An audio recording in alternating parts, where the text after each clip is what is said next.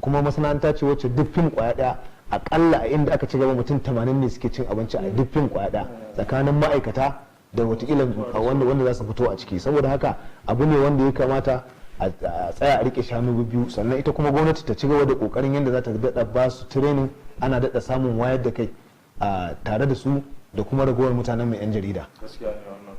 To mun gode kwarai a nasa nasan falle. To na gode, Allah saka da alheri. Insha Allah. Da yawan masu kallon musamman lokacin da muka dauka a cikin wannan shiri na jarumai mun tattauna ne da Malam Alhassan Aliyu Kwalle wanda aka fi sani da Batun Wake. Kuma kun ji cire-cire da ya zaino mu yadda harkar ta faro da inda ake yanzu da ma kuma shawarwarin yadda za a ciyar da harkar gaba. Don da nake cewa za ku iya turo sako kamar yadda ku saba a lambar sili 8 sili 6 4 5 sili sili 8 5 4 wato 080 64 50 08 54 ko kuma a rubuto takarda kai tsaye zuwa ga sashen da ke gabatar da shirye-shirye na gidan talabijin mallakin gwamnatin jihar Katsina. Don da nake cewa a madadin shi bakon namu da kuma duk wanda ya taimaka shirin ya zo gare ku ya cewa kasance da mu wani satin domin ganin mu dauke da wani jarin muta lafiya. Na waye gari cikin neman amsar tambaya, ina yunkura zan tafi babu zato sai in tsaya, kamar ba lafiya so yayi mini mamaya. So aljannar duniya ko farodin duniya, ba zato ya mamaye zuciya na tambaya.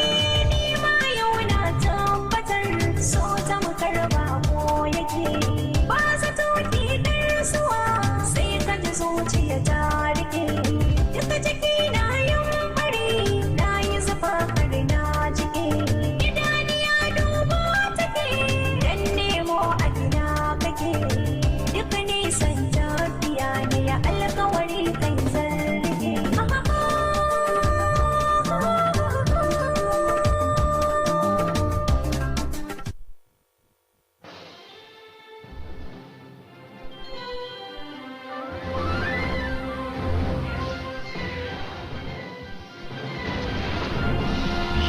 Watching Kttv, Katsina State Television.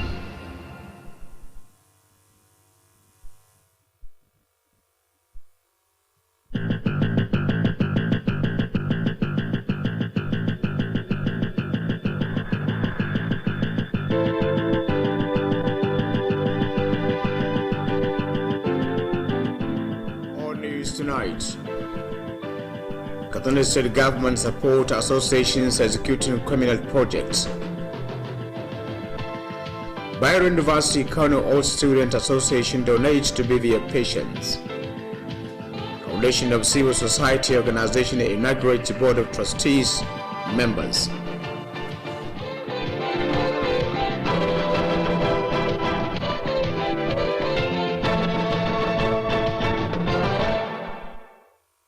Hello viewers, a very good evening to you and thanks for joining us on News Tonight. I'm Musa Osman.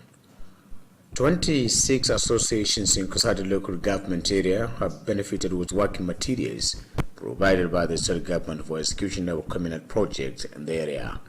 The materials were distributed to the benefiting associations at an occasion held at the chamber of the local government. Details of the report are to be presented from our studio. The materials comprises 150 bags of cement and bundles of roofing sheets. Speaking at the occasion, the House Assembly member representing Kusada local government, Alhaji Gali Garba Gidan Mutunda, charged the benefiting associations to ensure judicious utilization of the materials. Alhaji Gali Garba Gidan Mutunda said the materials were provided as part of the support to the associations for the various community development projects they were executing for the development of their respective areas. The representative of the acting head of Kusada local government administration, Alhaji Sani Garba Mawashi, appreciated the gesture, saying it will no doubt assist the associations towards completion of the project they embark upon through communal effort. The project includes Islamia School, mosques, and other self-help efforts to complement the government effort. Alhaji Sani Garba Mawashi call on clubs and associations to be executing communal projects that will attract government counterpart support. In a remark, the former House Assembly member Alhaji Mudassir Mati warned the benefiting associations against selling the materials. Alhaji Modassi Mati also called on people to reciprocate the gesture by remaining supportive and prayerful to the success of government. On behalf of the benefiting associations, Bebejan Katsina District of Kusada Alhaji Nuhu Yashi, represented by Alhaji Ibrahim Galadima, thanked government for the materials and called on people to pray for peace and progress of the area and the state at large. That ends the report. Kaduna State Chapter of Bayero University, Kano, old student of 1989 state, has donated food items and other commodities to BVF patients of Babaluga BVF Center. The items donated include 5 cartons of noodles, 1 bag of rice, 5 cartons of detergents, 125 liters of cooking oil, 5 cartons of soap, as well as 5 cartons of sanitary pads. Correspondent Abdulaziz Salis will find this report for Kttv News Tonight. Speaking during the presentation of the items, the acting chairman of Bayero University, Kano, 1989, said indigents of Katsina State, Alhaji Rabi'u Muhammad Gide, explained that the association decided to assist the patients to enable them feel a sense of belonging. Alhaji Rabi'u Muhammad Gide described the condition of the BBF patients as a destiny from Allah and prayed for them quick recovery. He appealed to the management of the hospital to ensure that the commodities reach the targeted beneficiaries. The medical director of the BVF Center, Dr. Aliu Muhammad El Laden, spoke extensively on the causes of the BVF problem, which he attributed with the prolonged labor. He appealed to government at all levels to ensure the establishment of comprehensive healthcare center in all political wards of 774 local governments across the country. The medical director said National Demographic Health Survey indicated that there are 2 million cases of BVF in Nigeria, saying that 10 to 12,000 women annually are being facing such health challenges, and stressed the need for more concerted effort to address the problem. In a vote of thanks, the Deputy Medical Director of the BBF Center, Dr. Sadia Nasir, thanked the Bayero University, Kano, 1989 said for the gesture and called on other associations to emulate. Dr. Sadia Nasir assured of judicious distribution of the commodities to the BBF patients. That ends the report.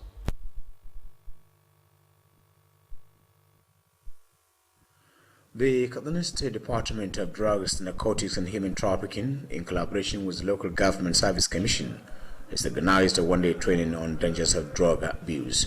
The training was organized to the staff of Dora, Sandemu, Meadua, Bauri, and Zango local governments. Respondent Suman Salis reports that the training took place at Dora Local Government Council Chamber. The report to be presented from our studio. Declaring the workshop open, the Special Advisor on Drugs, Narcotics and Human Trafficking, Alhaji Hamza Muhammad Borodo, said fighting drugs abuse and its trafficking is a collective responsibility for all. The Special Advisor explained that from 2019 to date, the department has successfully intercepted over 100 suspected traffickers in the state. Alhaji Hamza Muhammad Borodo, who associated the insecurity challenges and other social biases facing the state with the menace of drug abuse, called on all and sundry to put hands together toward ensuring drug-free society. The Special Advisor pointed out that the manpower training was combined to draw the attention of the participants on the dangers posed by drug abuse and its trafficking. The head of the Dora Local Government Administration, Alhaji Hussein Umar Rafindadi, expressed appreciation to the organizers of the workshop, saying that it will assist in reducing the level at which drugs are being consumed. He called on the participants to pay attention to what they were taught and ensure judicious utilization of the knowledge acquired. The representative of NDLEA, Alhaji Muhammad Sani, spoke at length on the effort being made by the agency towards ensuring drug-free society. That ends the report. Kaduna State Government has restated commitment to support talented youths in the state to become self-employed. The Commissioner of Information, Culture and Home Affairs, Alhaji Kttv Hayasrika, started this during the flag off of the registration of participants for the Kaduna National Hunt Challenge at Kaduna Local Government Secretariat. Alhaji Kttv Hayasrika, who is also the Chairman, Medical and Publicity Committee of the program, said that Governor Masari introduced the program to hunt for talented people from 5 to 40 years to show their talent in the challenge. According to him, the program will be conducted in all the 3 senatorial districts of the state. The commissioner added that Governor Masari is the first governor to introduce the program with a view to providing opportunity to many youth in the state to reduce over-dependence on government for empowerment. Alhaji Kttv Hayasrika therefore charged parents to encourage their children to participate in the program for the development of the state. Earlier, the coordinator of the National Talent Hunt Challenge, Faisal Jafar Rafandadi, said the challenge is an initiative of Governor Masari to reduce unemployment among youths.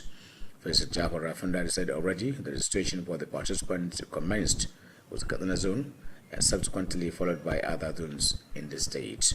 A member of the committee, Hajia Fatima Abbas Hassan, said Kaduna National Talent Hunt will enable youths in the state to showcase their talent with a view to harnessing for the benefit of themselves, state and country at large.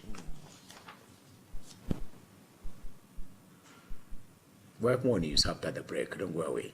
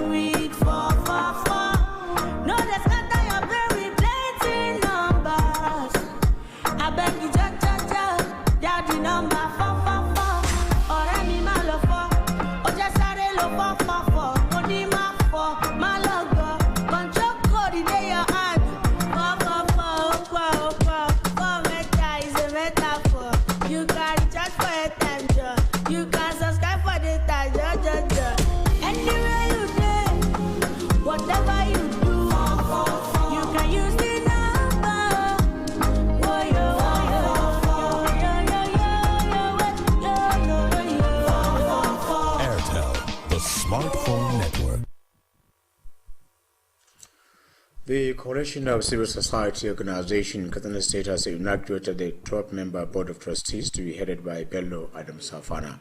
Correspondent Nasser Sani reports that the chairman of the coalition, Comrade Abdurrahman Abdullahi Dusama, inaugurated the members. The report. Inaugurating the 12-member Board of Trustees, the chairman of the coalition, Comrade Abdurrahman Abdullahi Dusima, revealed that the members of the Board of Trustees were constituted based on the provision of the Constitution of the Civil Society Organization. Comrade Abdurrahman Abdullahi noted that the Board of Trustees has the constitutional mandate to serve as the advisory body of the coalition and has power to call on the executive to order if found wanting. The Board of Trustees will also have the chairman of the coalition as the secretary, while Muhammad Bashir Usman, Zakaria Musa Doka, Abdullahi Maude, Umar Damballaje, and Abakar Muhammad Kurfi will serve as members. Other members include Yusuf Jibril, Adam Asule Bakori, Sapia Usman Nogogo, Rabi Muhammad, and Dr. Talatu Umar. The chairman of the coalition stated that the coalition will partner with the state government in areas of education, health, budget, gender, and business entrepreneurship. Shortly after the inauguration, the chairman of the Board of Trustees, Malam Bello Adamu Safana, thanked the leadership of the coalition for the opportunity given to them and assured to justify the confidence reposed in them. Nasir Sani, the reporting for Kttv News. The Nigerian Armed Forces Remembrance Day celebration is a period when the country honors members of the Nigerian Armed Forces who paid the supreme sacrifice in the service of the nation and humanity. A press release from the 17th Brigade, Nigerian Army Katsina said as part of the celebration, a ceremonial parade by members of the armed forces will hold at Katsina Military Camp near Nazunta Barracks. According to the release, the ceremonial parade will start from 9 o'clock in the morning to 12 noon on the 15th of January 2021. The appeal trial between Mahdi Shehu and Mustafa Mohammed Ino before the State High Court of Justice has been adjourned to 25th of January 2021. The 30 panel of judges led by Justice Hajaratu Haji Lawal announced the adjournment during the court sitting. Correspondent Shamsuddin Habibu completes the report. The adjournment followed a prayer made by the counsel to the appellant Barrister Abbas Abdullahi Matika for the court to strike out the earlier motion filed before it by the appellant. According to the counsel, the decision followed a non-availability of the document from the lower court in regards to the judgment ordering for the arrest of the appellant. The counsel to the appellant requested for the withdrawal of the earlier motion and applied for another 2 motions to be tendered before the court. Shortly after the trial, the counsel to the appellant and that of the respondent comment over the court proceedings. I can't make any comment other than to be subject. You are in the court, you had it, and the court is about to place, and whatever transpires also. You can obtain copies to this what transpired. It's not for me to start arguing my case in public. We don't do that anymore. Eva has filed 2 separate applications, and we have responded accordingly to the first application. We have come today to hear the application filed by the appellant. And then he came up today and served us with another application of a similar nature. When we appeared before the court, he withdrew the earlier application and maintained the second application filed. So we have just been served in the courtroom today at exactly 9 minutes after 9, and we need to respond to the application. We need to file our counter affidavit and also annex our written address to it. It could be recalled that the appellant, Mahdi Shehu, has filed an appeal challenging the decision of the Upper Sharia Court to arrest him for his inability to appear before it. The Sharia Court has also ordered the arrest of Malam Mahdi Shehu following the case filed by Mustafa Muhammad Inwa on the defamation of character. After a series of arguments by the both parties, the panel of judges adjourned the trial to the next appeal session to be held on the 25th of January 2021 at Puntua. Shamsuddin Habib, reporting for Kttv News. Well, that report will conclude news tonight from my news desk. Thanks for watching and stay tuned.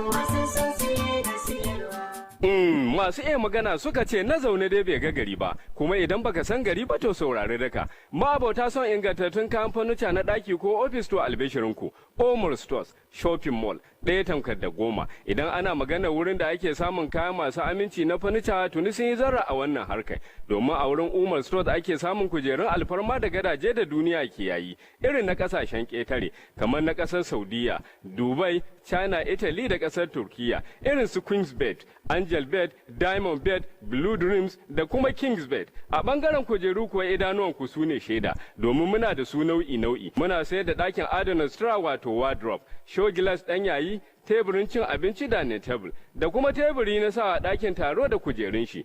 Masu buƙatar kayan kallo da kayan kicin Alhaji Umar ya la'akari da buƙatunku. Fridge, injinan wanki, mata masu buƙatar atamfofi na shiga tsara da lesussuka 'yan yayi masu aje irin naku, muna da kayan 'yan kanti na maza da mata, takalman sa da jikuna, kayan wasannin yara, akwai su sai kun darje. Sannan mun yi shiri na musamman na amfani da na'urar cire kuɗi nan take wato POS machine don kawo sauki ga abokan huɗa. Umar Store Shopping Mall na nan akan titin IBB akan hanyar zuwa babban masallacin Juma'a na Kofar Soro na birnin Katsina, ko kuma sabon shagon mu na Umar Stores and Discount Limited da ke kan titin zuwa tsohuwar CBN yana kallon sabon bankin First Bank.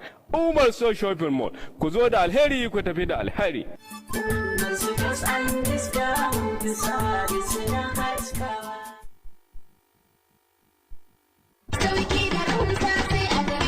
Greenhouse Katsina, cibiyar kasuwanci mai tafiya daidai da zamani. An kawo atamfofi manya da ƙanana, ga lesussuka da material, akwai kuma shadda trouser, ga bangaren jukkuna da takalma na mata da na maza, akwatunan turoli, kayan yara 'yan kanti, takalman mata manya da ƙanana, akwai kuma dogayen riguna na mata 'yan kwalisa, akwai shagon waya salula da kayanta, nau'in wayoyin Android da masu malatsai na zamani, ga kuma bangaren kayan ɗinki, sayan ɗaya ko sari, nau'in zanurruka da zub akwai kuma zaren ulu da mata masu aikin saka. Mu leƙa bangaren kayan kicin, za ku ga kuloli da plate da duk wani nau'in kayan kicin ana saidawa. Akwai bangaren awarwaro 'yan kunna da sarka, ga kuma bangaren kayan kamshi nau'i kala-kala. Greenhouse Katsina sun kuma kawo kayan electronics, za ku samu manya da ƙananan fridge, ga kuma TV plasma, generators da fankoki masu ɗaukar caji. Greenhouse Katsina suna nan a titin IBB daura da tsohuwar information daga tsallaken yamma a nan birnin Katsina.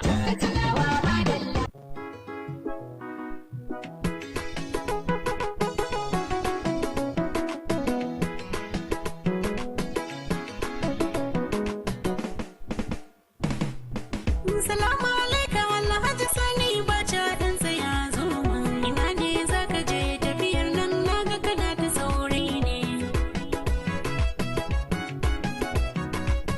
Labarin zuciya wasu sun ce akwai magana a kan fuska. Ina maka tambaya Bacha kai ba ka so ka ban amsa. Salama tsaya ki ji baki na yau na zo da labari. Ki karkada kunnuwa ki ji zance mai daɗi da albarka. Saurin da nake ta yi zan je ne in kwaso garabansa.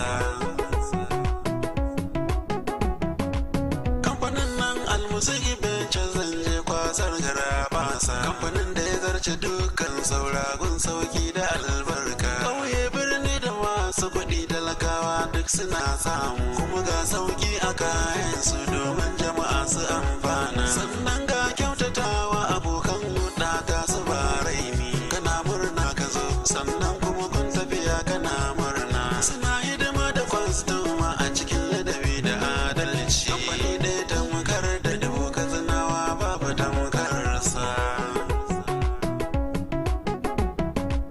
Waina ne almusika bincin sannan ka bakar ka bashi ni. Ina ji kana ta bani bayani amma babu tambihi. Faɗa mini me suke saidawa don ni ma na amfana. Wataƙila da na ji ya burge ni ma in dai kan samu in sha garaɓasa.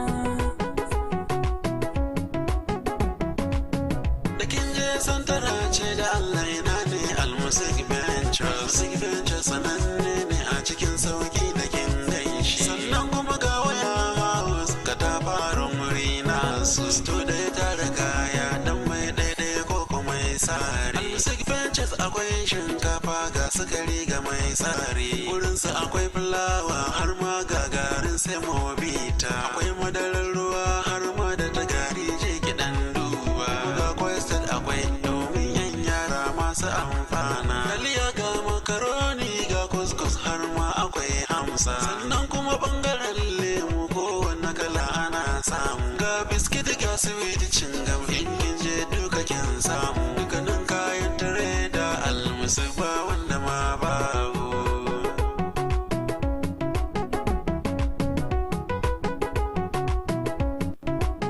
Don ne haka ne Bacha wannan tafiya da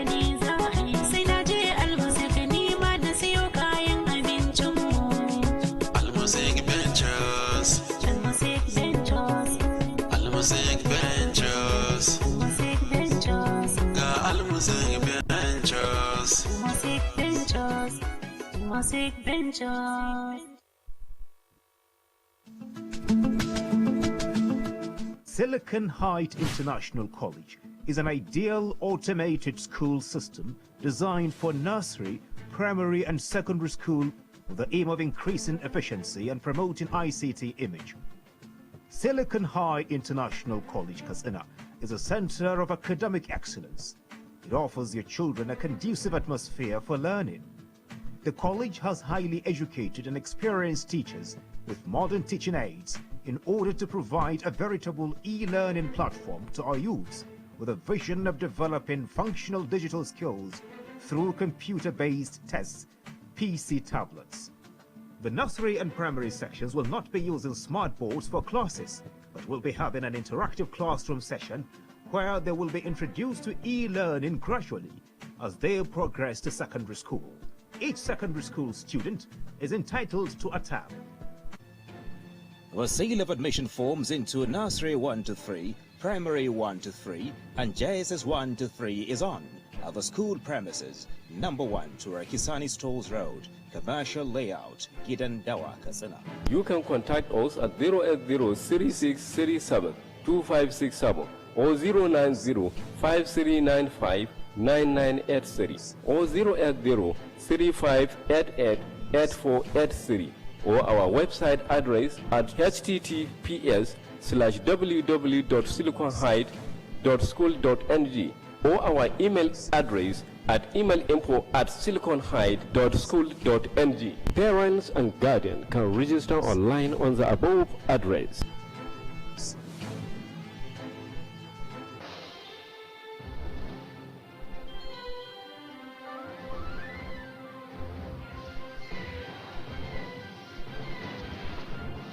You are watching Kttv, Katsina State Television.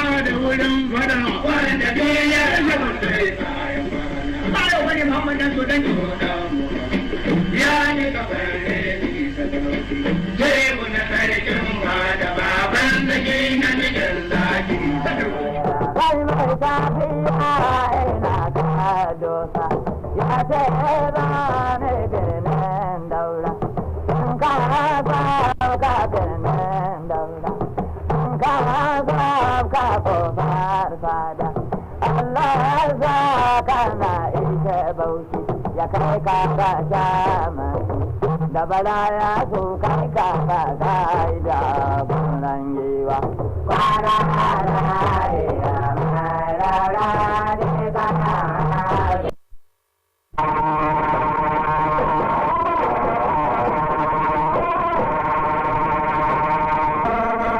daren yau gwamnatin jihar katsina ta tallafawa kungiyoyi da ke gudanar da aikin taimakon kai da kai. Tsofaffin ɗaliban jami'ar bayero da ke kano sun bayar da gudunmuwar kayayyaki ga masu matsalar yoyon fitsari. Gamayyar ƙungiyoyin al'umma ta jihar katsina ta ƙaddamar da kwamitin amintattu.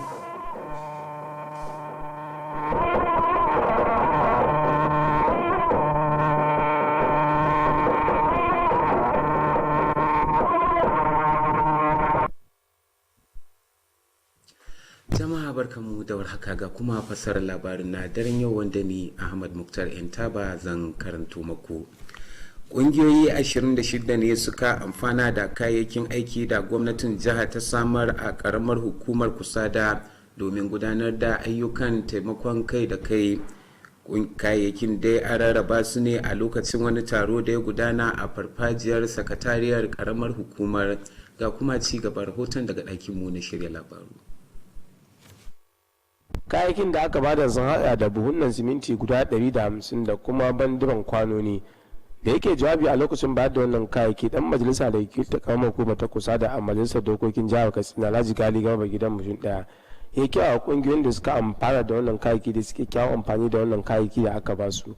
Alhaji Gali Garba gidan mutum daya ya bayyana cewa an samar da wannan kayayyaki ne a wani kokarin na gwamnati na tallafa ma wannan kungiyoyi akan yan ayyukan da suka fara na gayya domin ci gaba al'ummominsu. Wakili na mukaddashin shugaban sashen miki na karamar hukumar ta kusa da Alhaji Sani Garba Mawashi ya gode bisa ga wannan karamci inda ya bayyana cewa kayakin za su taimaka ma wannan kungiyoyi gaya wajen kammala wasu ayyuka da suka fara na gayya domin inganta rayuwarsu.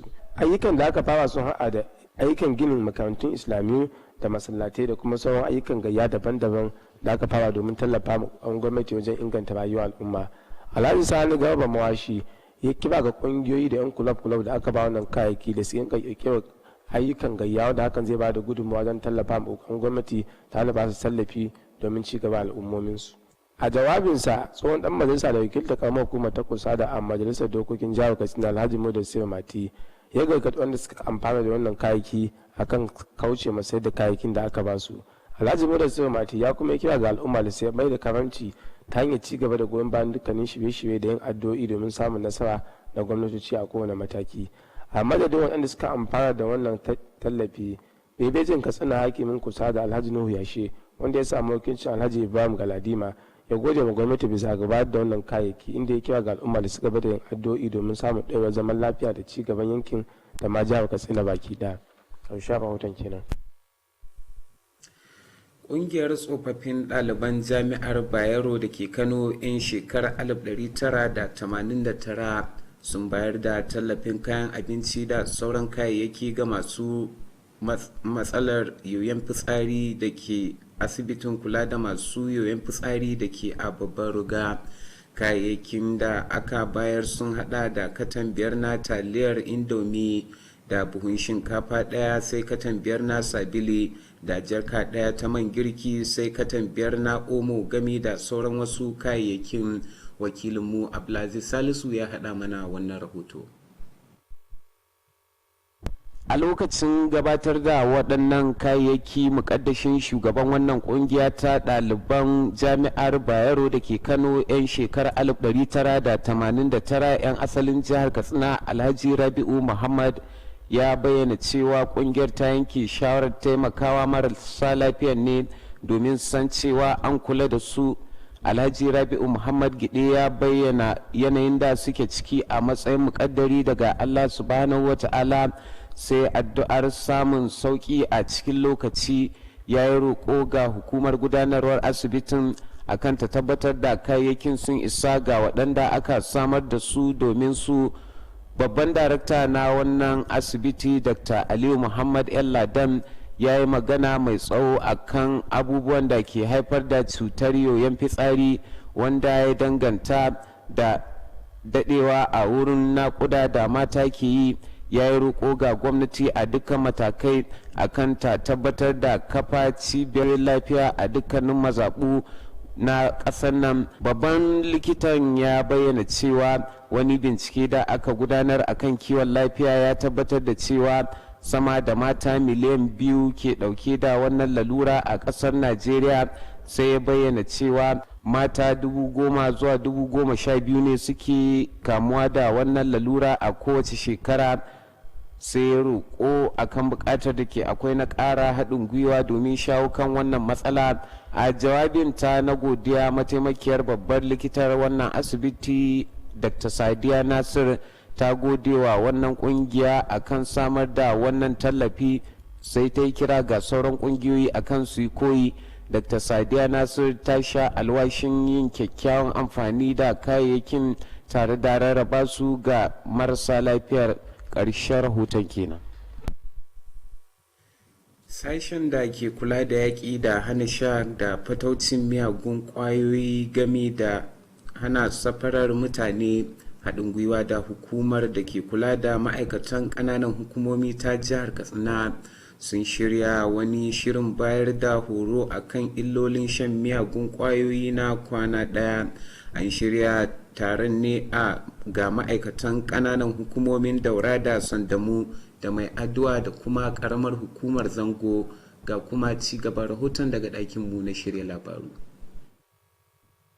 A lokacin buɗe taron bitar, mai baiwa gwamnan shawara akan hana ta'ammali da miyagun kwayoyi da kuma safarar mutane Alhaji Hamza Muhammad Borodo ya ce yaƙi da shan miyagun kwayoyi nauyi ne da yara ta akan kowa. Mai baiwa gwamnan shawarar ya kuma bayyana cewa daga shekarar 2019 zuwa yau sashen nasa ya samu nasarar cafke waɗanda ake zargi da safarar mutane sama da 100 a jihar nan. Alhaji Hamza Muhammad Borodo ya alakanta matsalar rashin tsaro da kuma sauran ayyukan asha da suka addabi jihar nan ga illar shaye-shaye. Ya yi kira ga kowa da kowa da a haɗa karfi da karfe domin tabbatar da samun al'umma ta gari. Mai baiwa gwamna shawarar ya kuma yi nuni da cewa an shirya taron bitar ne da nufin jawo hankalin mahalarta taron dangane da illar da sha da kuma fatocin miyagun kwayoyi ke haifarwa. Shugaban sashen mulki na karamar hukumar Daura Alhaji Hussein Umar Rafin Daɗi ya bayyana jin daɗinsa ga waɗanda suka shirya taron bitar, inda yake cewa babu shakka hakan zai taimaka matuƙa wajen rage shan miyagun ƙwayoyi. Ya kuma yi kira ga mahalarta taron da su mai da hankali akan abin da suka koya, sannan kuma su tabbatar sun yi amfani da ilimin ta hanyar da ya dace. Wakilin hukumar NDLEA Alhaji Muhammad Sani ya yi jawabi mai tsawo dangane da ƙoƙarin da hukumar tasu take yi wajen tabbatar da samun ingantacciyar al'umma. Ƙarshen rahoton kenan. Gwamnatin jihar Katsina ta nanata ƙudurinta na taimakawa mutane masu fasaha domin su kasance masu dogaro da kansu. Kwamishinan yaɗa labaru, al'adu da al'amuran cikin gida Alhaji Abdulkarim Yahaya Sirika ne ya tabbatar da hakan a lokacin da yake kaddamar da rijistar mahalarta shirin baje kolin fasaha ta ƙasa a sakatariyar ƙaramar hukumar Katsina. Alhaji Abdulkarim Sirika, wanda shine shugaban kwamitin yada labaru na shirin, ya bayyana cewa gwamna Masari ne ya bullo da shirin ga masu shekaru 5 zuwa 45 domin nuna irin fasahar su. Kamar yadda ya bayyana, za a gudanar da shirin a shiyoyin 'yan majalisar dattawa guda 3 da ake da su a jihar nan. Sai ya ce gwamna Masari shine gwamna na farko da ya bullo da shirin don ya bada dama ga matasa su rage dogaro da gwamnati. Alhaji Abdulkarim Sirka ya hori iyaye da su ƙara ƙwarin gwiwa ga 'ya'yansu domin ganin sun shiga shirin don kawo ci gaban jihar nan. Tun da farko jami'in shirin na jihar Faisal Rafin Daɗi ya ce gwamna Aminu Bello Masari ne ya bullo da shirin domin rage rashin aikin yi a tsakanin matasa. Sai ya ce tuni aka fara rajista a shiyar Katsina a sa'ilin da sauran shiyoyin 'yan majalisar dattawa na jihar nan za su biyo baya. Mambobin kwamitin shirin Hajiya Fatima Abbas da Hassan Sa'id sun ce za a baje kolin basira ne domin zakulo fasihai, wanda hakan zai ba da dama ga kawo ci gaban jihar nan da ma ƙasa baki ɗaya. Gamayyar ƙungiyoyin al'umma ta jihar Katsina ta kaddamar da kwamitin amintattu mai ɗauke da mutane 12 a ƙarƙashin jagorancin Bello Adamu Safana. Wakilinmu Nasir Sani Gide ya ba mu rahoton cewa shugaban kungiyar Comrade Abraman Abdullahi Dutsen Mane ya kaddamar da mambobin kwamitin, ga kuma ci gaba rahoton nashi. Da yake kaddamar da mambobin kwamitin amintattun su 12, shugaban gamayyar kungiyoyin Comrade Abraman Abdullahi Dutsen ma ya bayyana cewa wannan mambobin kwamitin amintattu kundin tsarin mulki na gamayyar kungiyoyin ya bayar da izinin kafa su.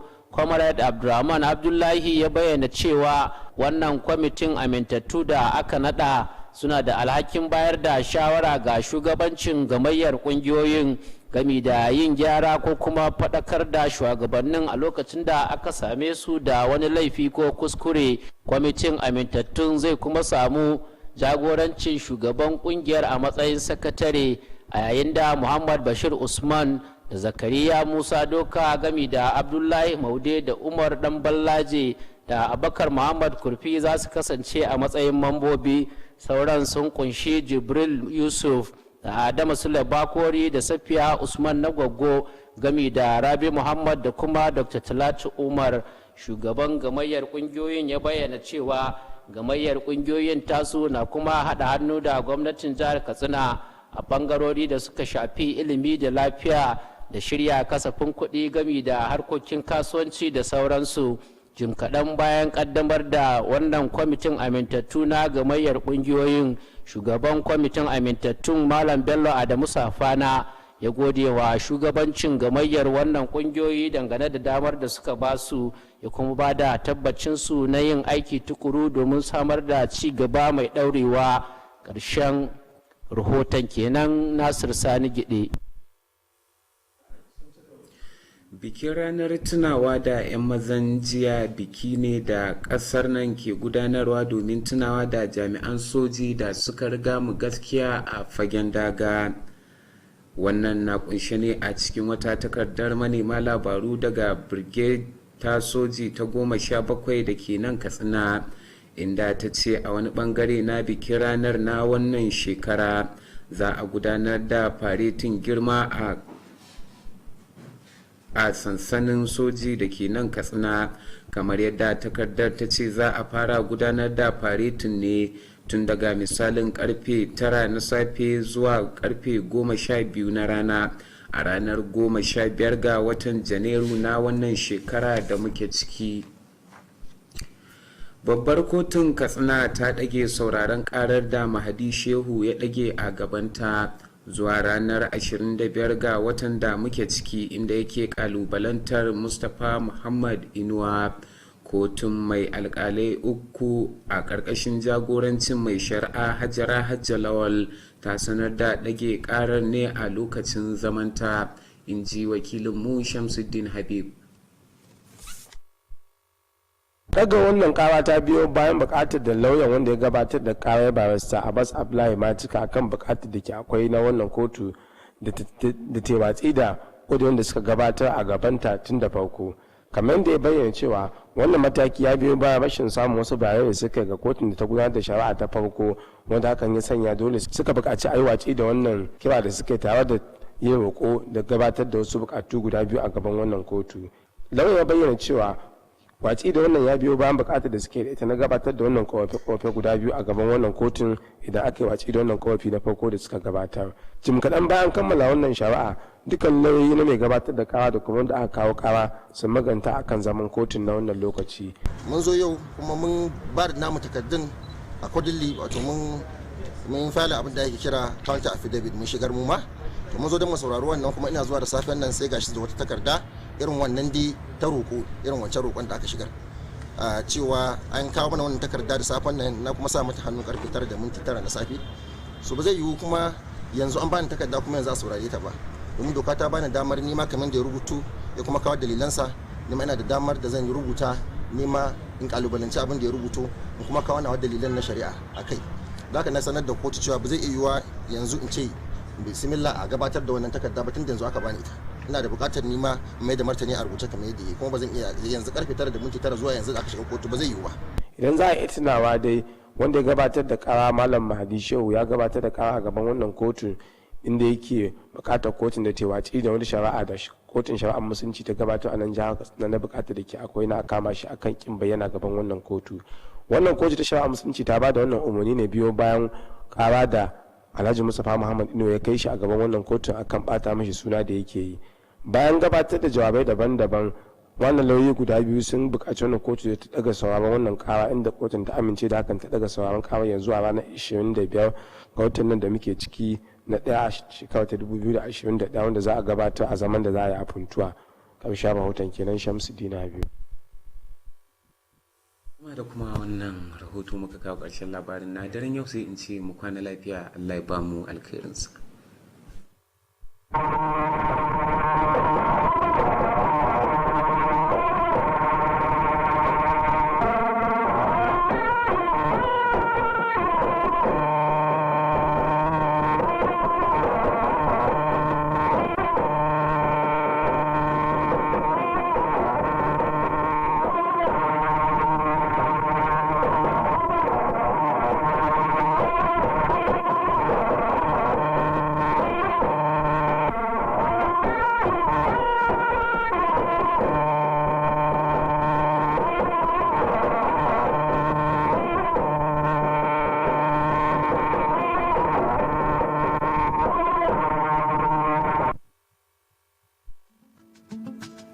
Silicon Heights International College makaranta ce da ta dace da fasahar zamani domin tsarin ilimi matakan naziri, firamare da kuma sakandare. Silicon Heights International College cibiya ce ta ingantaccen ilimi tana samar da kyakkyawar